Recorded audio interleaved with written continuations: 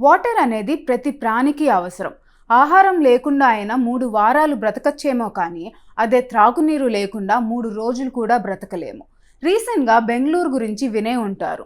అక్కడ ఇప్పుడు త్రాగునీరు కొరత ఏర్పడింది. ఒకప్పుడు కళ్యాణ్ నగర్ అంటే సిటీ ఆఫ్ లేక్స్ అని పిలిచేవారు.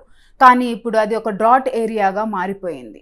నీటి సరస్సులు లేదా నదులను పూడ్చేసి కన్స్ట్రక్షన్ చేయటం, ధనికులు అవసరానికి మించి త్రాగునీరు వినియోగించటం, కావేరీ నదిలో నీరు ఇంకిపోవటం, జనాభా పెరగటం ఇలాంటి ఎన్నో కారణాలు ఈ పరిస్థితికి దారితీసింది. వానాకాలంలో వరదలు ఎక్కువ అవుతున్నాయి, వేసవి కాలంలో నీళ్లు ఇంకిపోతున్నాయి. ఈ ప్రాబ్లం నుండి బయటపడేందుకు కేవలం ప్రభుత్వం మీదే ఆధారపడకుండా మనమందరం బాధ్యతగా తీసుకొని నీటిని వృధా చేయకుండా వినియోగించాలి. ఇంకా అర్బన్ ప్లానింగ్ కరెక్ట్గా చేసుకోవాలి. రైట్ టు వాటర్ అనేది ఫండమెంటల్ రైట్గా డిక్లేర్ చేస్తే ప్రజలందరికీ వాటర్ ఈక్వల్గా డిస్ట్రిబ్యూట్ అవుతుంది.